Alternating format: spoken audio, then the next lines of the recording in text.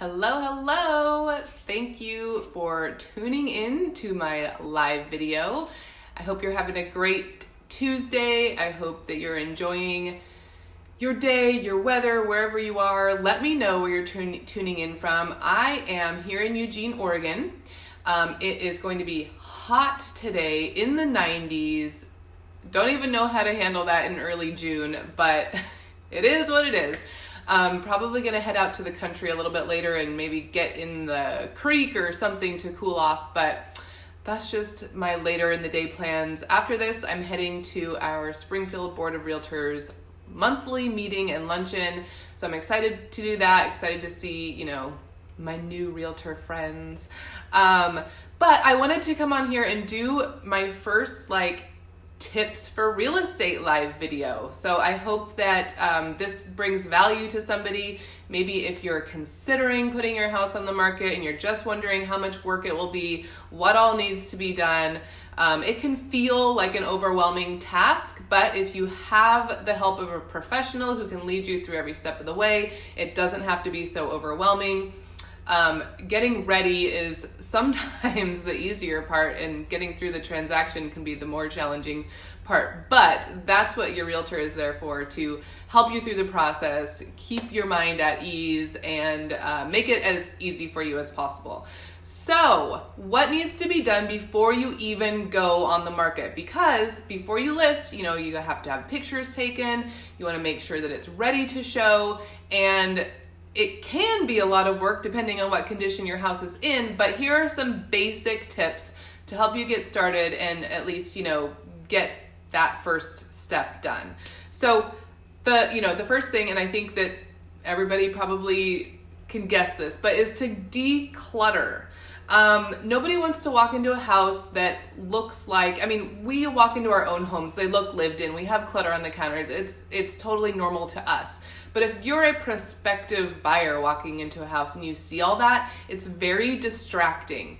There's already a lot on the person's mind, they're trying to make a huge decision, their emotions are tied into it, and if they're distracted by, somebody else's garbage or clutter or just the remnants of their everyday life, you can kind of feel like you're intruding on somebody else's space, as opposed to being able to visualize yourself there and see if this could be your home.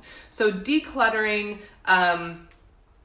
knickknacks, stuffed closets, newspapers, magazines, all of that can really be a deterrent for people. So get that stuff cleared away. Make your counters and all of your surfaces as clear as possible.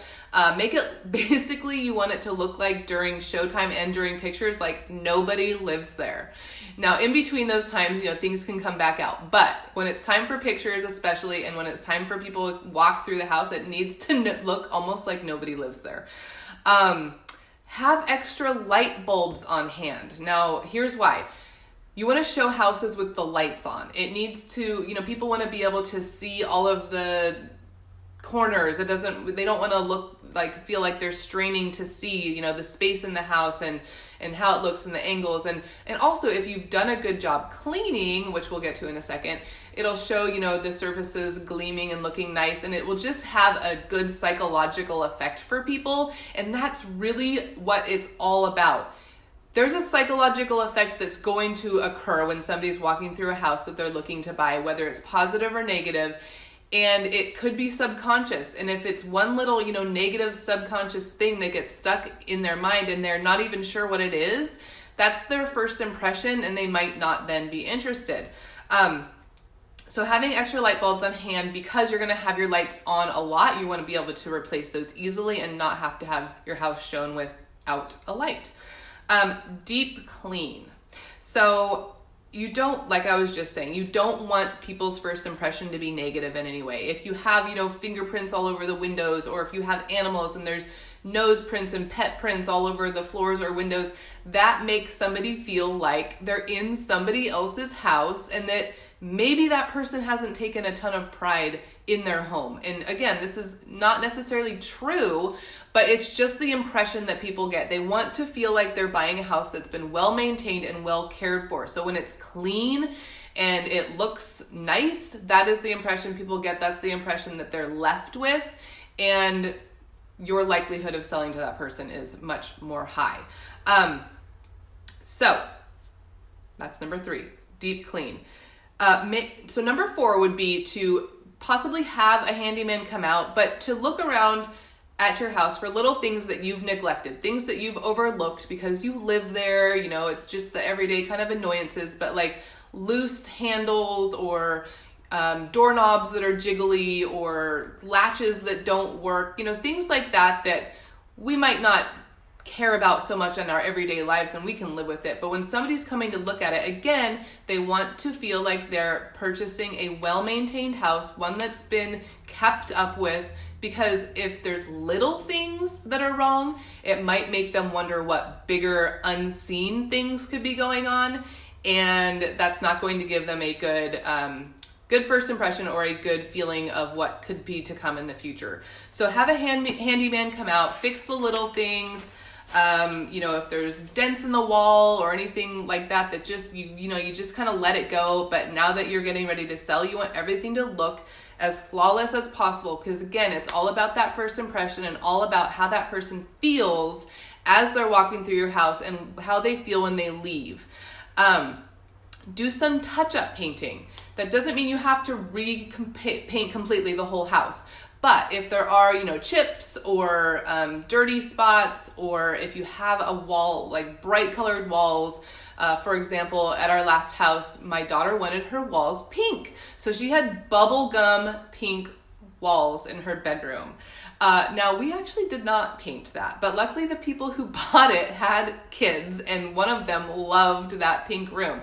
But that could be a deterrent for some people. It's what shows up in pictures. So if somebody, again, like people are really picky sometimes, and if they see one thing they don't like, it might just completely take over their entire impression of the whole home, when it could be a simple fix like painting that could make the house perfect for them. So neutralize the bright colors when possible, and then, you know, colors like beige or light grays and white actually make rooms look bigger, and it gives the impression for a person, fresh paint gives the impression for a person of a clean slate, because again, you want somebody to be able to visualize themselves in the house, visualize it as their own, something that they can move in and have it be seamless, you know, not like a huge project to take on. Now, some people are looking for projects, but most people want to be able to move into the home and start functioning right away. Okay, and if you don't want to paint, if you can't paint, you don't have time, whatever, at least wipe up, you know, fingerprints if you have kids, or smudges on the walls, so that it at least looks clean and it's not going to be, you know, a distraction or something where the eye goes and it's a negative impression in people's minds. And then also on the outside of the house, make the exterior look attractive. Keep the lawn mowed, you know, have flower pots if that's easy enough. And take away any excessive lawn ornaments or, you know, tons of garden gnomes. Like 1 or 2 is cute, but too much of it starts to, again, look like clutter. It looks like maybe, you know, you don't want it to look like a hoarder lives there or something like that. That might be going a little too far, but you know what I'm saying. And then depersonalize. So if you have, you know, your family photos all over the walls, you have your awards, you have magazines, equipment or toys. Again, people feel like they're walking into somebody else's home as opposed to thinking of it as possibly being their own.